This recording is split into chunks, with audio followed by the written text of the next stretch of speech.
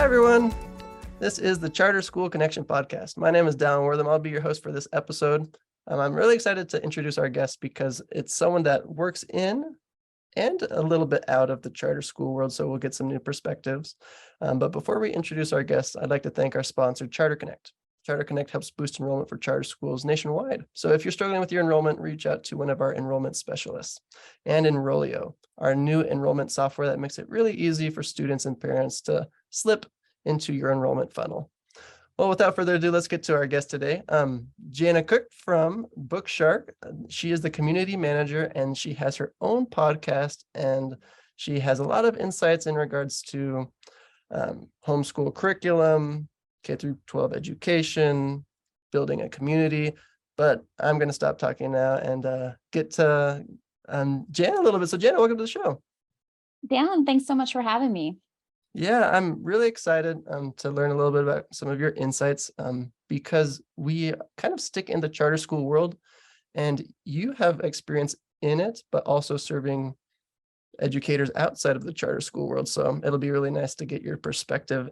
And oftentimes as administrators, we can kind of really just put on the blinders and forget to zoom out a little bit. So it's really refreshing to have someone that isn't necessarily a charter school administrator that's in the daily grind of growing a charter school. But before we dive into all of these questions that I have for you, let's just start with the very beginning with you. How did you get involved in education? And tell us a little bit about your background and how you arrived to where you are today.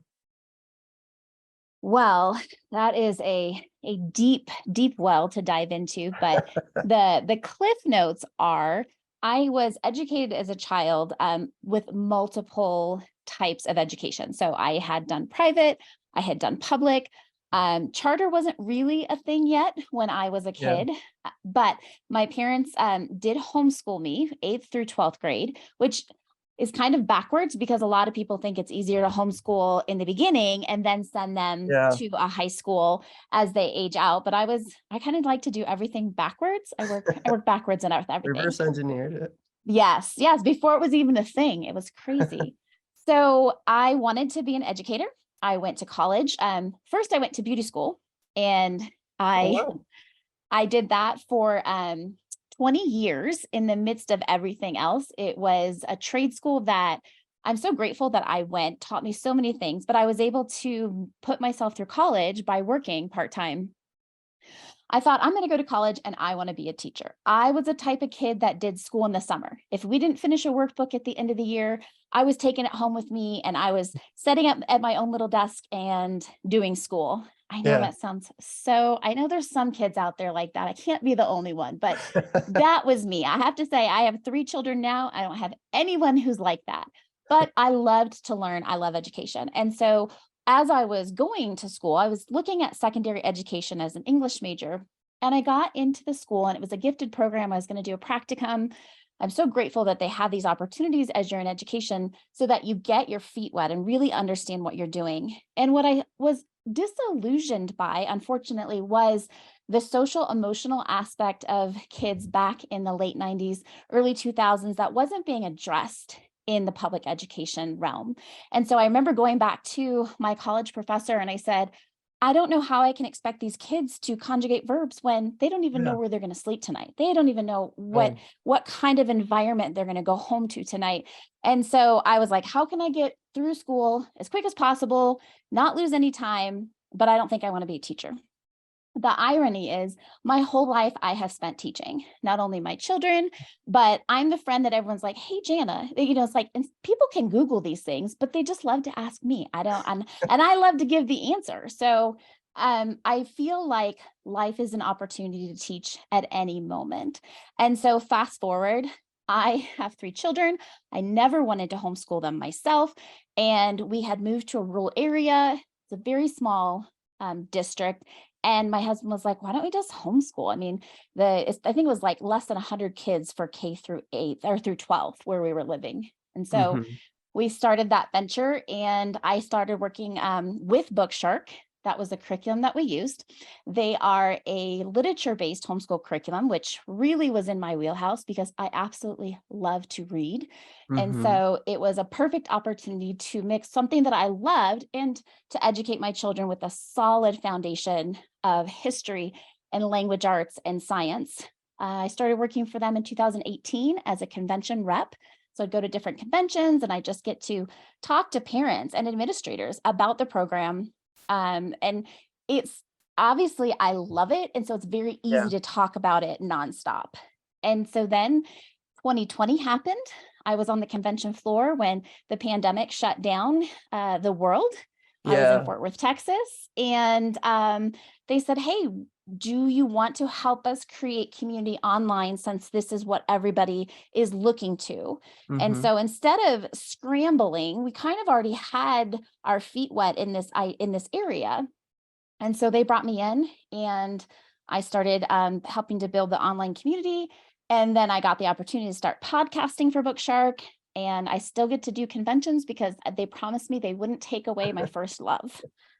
Well, that's awesome. I have a lot of questions that I want to ask, and I'm going to try to do it in chronological order. So, well, this isn't so much a question, but just a comment. I have a sister, two friends that went through beauty school, and they would tell me how surprised they were by how difficult it was. Did you also kind of feel that where you're like, this is really tough? This isn't like going to like paint nails or just cut hair. Like it was like it really kicked them around a little bit. Can you agree to that? I think that a lot of people are surprised how much chemistry is involved Mm-hmm. when you are looking at cosmetology. I would attribute the fact that beauty school was not hard for me to homeschooling and being able to think critically. Yeah. And it was never an issue. Like I said, I did it for 20 years part-time. I loved it. But well, I think that's awesome. I think it's a really interesting way to put yourself through school, and respect to anyone that works in cosmetology or in the beauty industry. But anyways, if I was a charter school administrator and let's say you're at the National Charter School Convention, and by the way, come check out the Charter Connect booth at the National Charter School Convention in August. Actually, it's in June, I believe, in Austin, Texas. In But Austin. Yep. are you Yep. going to be there? I will not, but my partner Oh, Maddie, she will be. Yep. but For BookShark will BookShark. be there. Yes, All we right, will. so Yeah. at the National Charter School Convention, check out the BookShark booth, and then check out the Charter Connect booth. We're really excited. But let's say I'm a charter school administrator and I walk up to your booth at this convention and I want to learn more about BookShark. What is like the 90-second or maybe even less, the 30-second elevator pitch spiel that you give to kind of show what your program can do? It's so funny that you've asked that, Dallan, because we've really been trying to get away from these elevator pitches because the more marketing education that we get, we're like, are they really helpful? And so we went through this whole thing. And my Cool. first convention that I went to, you have to still use the elevator pitch. You only have a few seconds, then people walk on because there's so much to see. So while I see the value in maybe walking away a little bit from that idea, in boots on the ground reality is we still need them. So this is what I love to tell educators is that we are a fully planned curriculum, language arts, history, science, and then we partner with 4 different math companies. And so how that is useful for our charter school is that we really partner with the schools to do more of a hybrid schooling so that the parents have curriculum choice and then they are home with their child, but a teacher still has the opportunity to mentor not only the parent, but walk alongside the student to make sure that the curriculum is being implemented properly to answer any questions. We have an online component that really helps marry both those ideas of being able to homeschool while still underneath the umbrella of a teacher and administration. That's awesome. Very cool. So let's say I'm this charter school administrator listening to this podcast right now. BookShark would be a really good fit, and I should really check BookShark out if I am blank charter school. if you are a hybrid charter school or an umbrella charter school where parents have curriculum choice and they are looking for a solid literature-based curriculum that is time-tested and standards aligned and has the proof in the pudding for the students that are coming out of using this curriculum. Love it. Cool. So if you are that type of administrator and you're listening to this episode, go check out BookShark and see if it would be a good fit for your program. I'm sure that they would love to talk to you more about what they can offer your school. But so you are now working with the community as a community manager. What does that entail? And what tips do you have for charter schools that are trying their hardest to build their brand, their community online and just in their local community? I think one of the biggest aspects of building community is personal connection.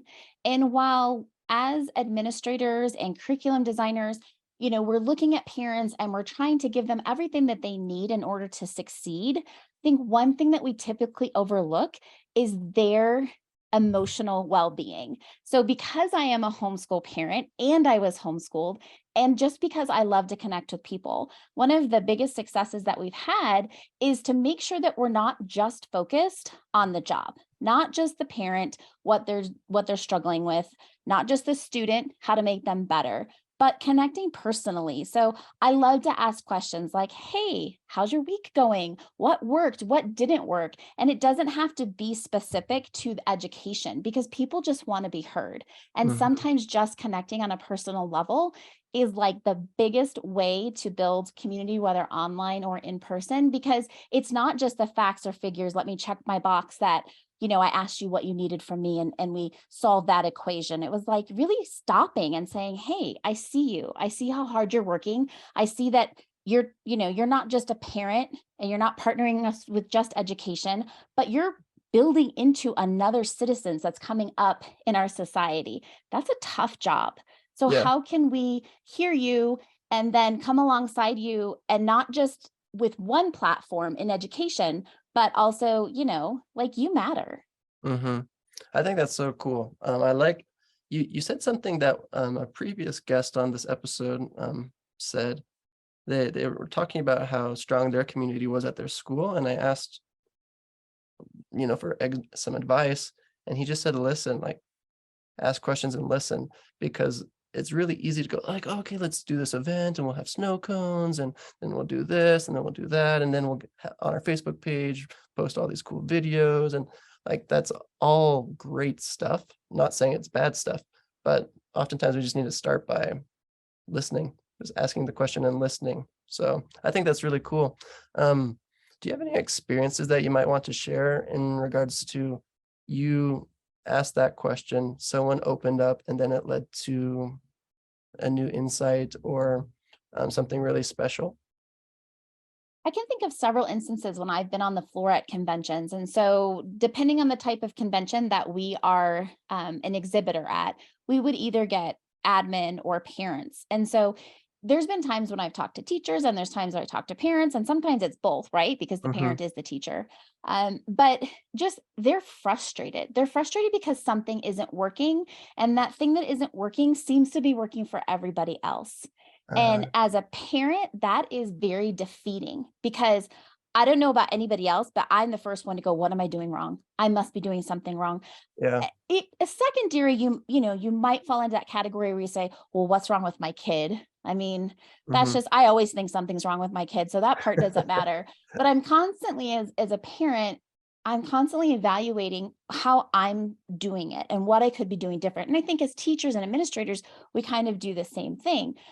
But because we are in the day and age where things can be tailored to fit the student instead of making the student fit the program, just taking the time to hear, well, what's not working? Well, it's working for everybody else, so it must be me. Well, not necessarily. hmm Everybody else might be struggling too, but nobody's willing to say that they're failing at something. Nobody wants to talk about what's not working. Yeah. So I think that taking the time to listen and say, okay, well, one of the things was the parent said, my child's not a strong reader. It takes them forever. And then if you have a schedule, you get behind. And the death of homeschool or hybrid schooling is if you feel behind, forget it. It's like, put them back in the regular brick and mortar because it's a horrible feeling. Mhm. But when you can offer solutions that are outside of the box, like, hey, did you get the audiobook?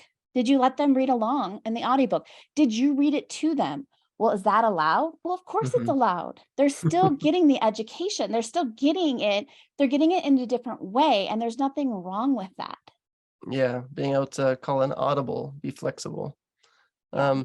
You mentioned feeling defeated, and I believe you mentioned the word alone. Um, and I feel like charter schools sometimes feel that way, where they're like, ugh, like I'm the only charter school in the area, or maybe there's a lot of other charter schools, but they're all really doing really well.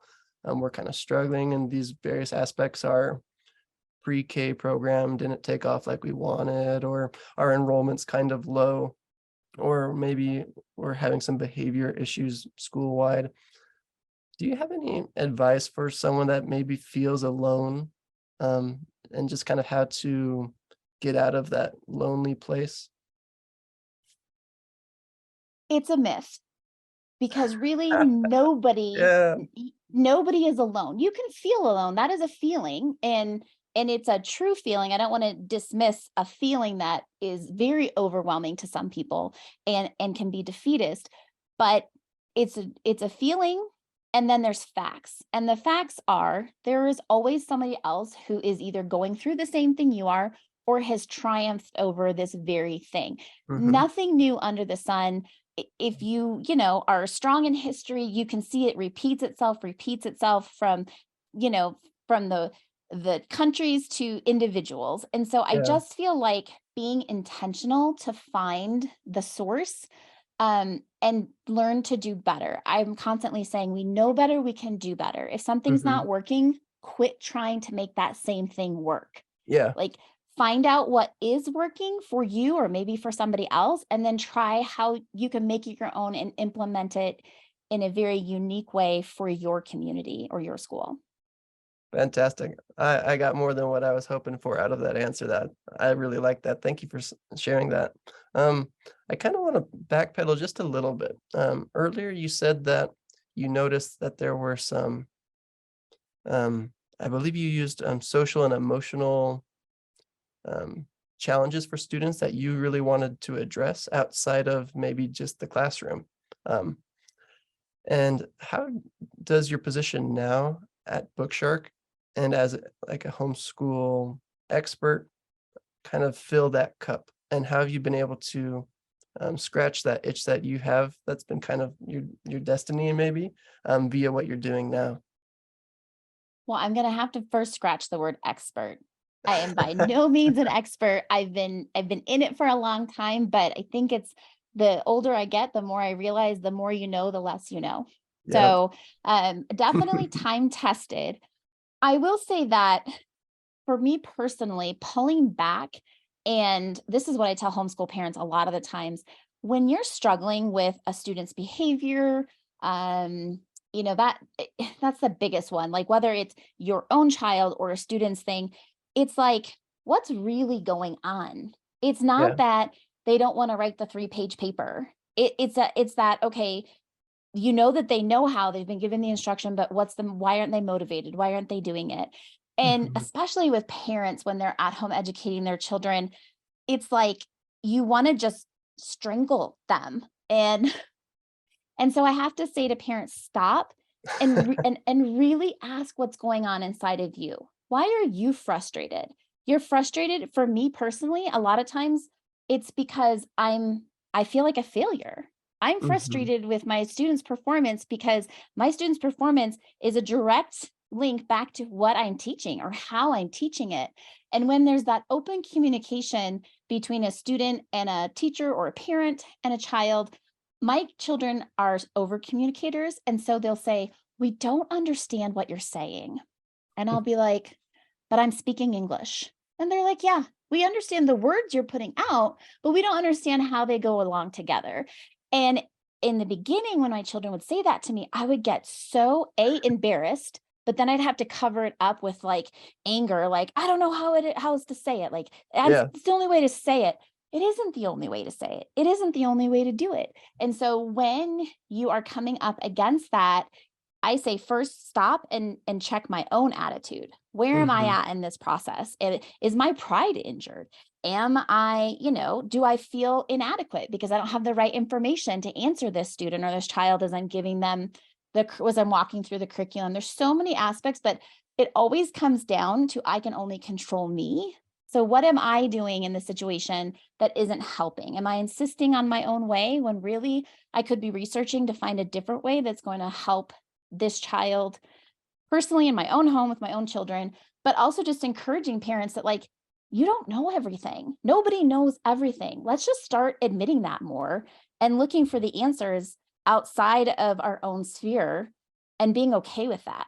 I think that makes successful education regardless of the type. I think my brain was just boom, boom, boom, just so many ideas and questions and thoughts coming from everything that you said. It was so insightful. Something that you said when you gave the example of your kids kind of made me think of something that another guest on our show, Mick Sam Greatest from Classical Charter Schools, he mentioned that it's important to understand the context to be able to help people, and understanding like their schedule, like why do they act or the way that they do, or why do they use blank excuses? Why do they say ABC? And I really liked your example of it's not that they don't want to write the 3-page paper. There's kind of something else beyond that. So I think it's really cool that you're using that desire to help outside of the classroom with social and emotional challenges in young people via what you're doing in your personal homeschooling and also at BookShark. So thanks for sharing. I really like that. And I'm sure that everyone else listening really enjoyed it too, because I just had a bunch of fireworks going off. Well, really cool. Is there anything else, maybe like a question that I didn't ask, or an insight that you'd like to share, or something that you would like to plug? And I'll let you kind of plug the podcast, but is there anything else that you'd like to talk about before we kind of wrap up? I think that is something that I've heard on your podcast with guests before, and it's not new or innovative, but if your child isn't connecting emotionally, they're not learning. So whether Yeah. that's with the material, which we at BookShark, our claim to fame is finding amazing literature to teach through the subjects. And so we're not just using textbooks and memorization, we're connecting with either historical fiction or biographies or autobiographies so that children feel connected to what they're learning. And that to me is super important. And I feel like at BookShark, we do a really good job with that. And knowing that it's not just all about cuddling on the couch and reading with your child, although, that does work for some people. Realistically, I work, my child has to get things done. And so adding in the aspects that keep being introduced to the world, like the virtual options, which BookShark now has a virtual option for our program, which is phenomenal. But the hands-on, it's not just one type of thing. We all know there's different types of learners, but regardless of what type of learner you have, if you can get them connected. And the last thing I would say about that is it's not always getting connected to the subject. Sometimes it's just getting connected to the person teaching it. So as teachers, as educators, as parents, it's stopping and hearing and listening to the child. Yes, you need that 3-page paper done. And yes, you need them to do it well. But how can I connect with that student to motivate them to want to do it?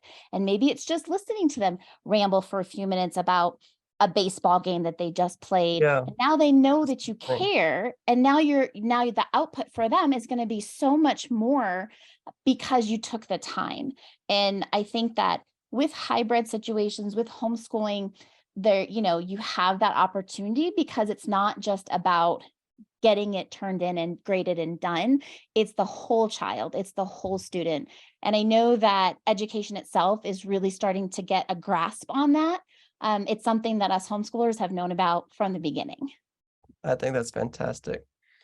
What I'm gaining from this episode is that sometimes the most important lessons are learned just by active listening, just listening. That's really cool. And I think it's cool that your values align with BookShark, which is something that, charter school administrators might be wondering, how can we involve more of this into our curriculum?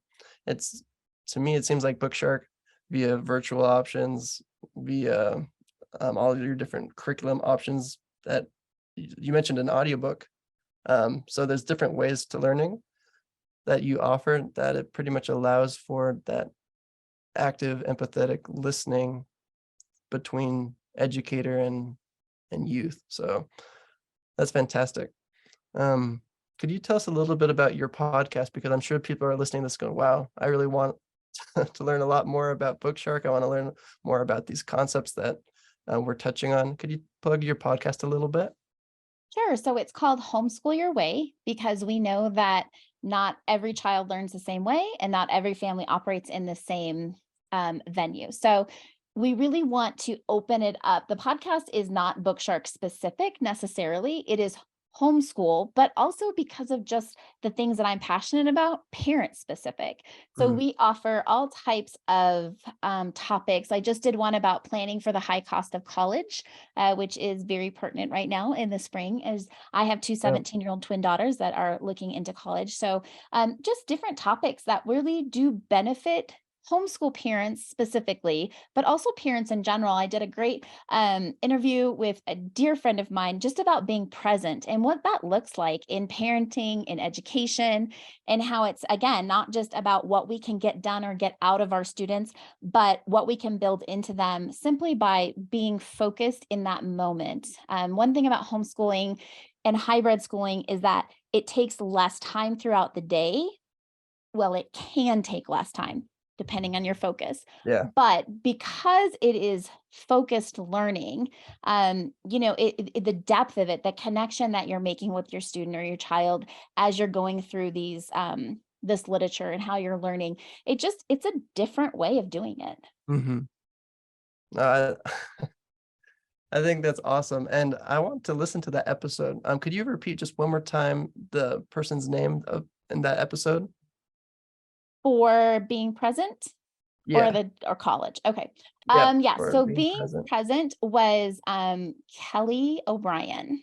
And Cool. she is also a second generation homeschool mother who has a college degree and an engineer and all of these great things that you think sometimes there's still that misconception about homeschoolers that we really are trying to bust through, that it's not just a parent, sitting around again on the couch reading all the time, playing in the kitchen. I mean, there's so many Yeah. innovative ways now to do education, but she had just a very unique perspective. And so and we both have teenage daughters. So just talking about that idea of being present in our children's lives. I think that's fantastic. Cool. So I will definitely be linking to the podcast, but also that episode specifically because I want to listen to it.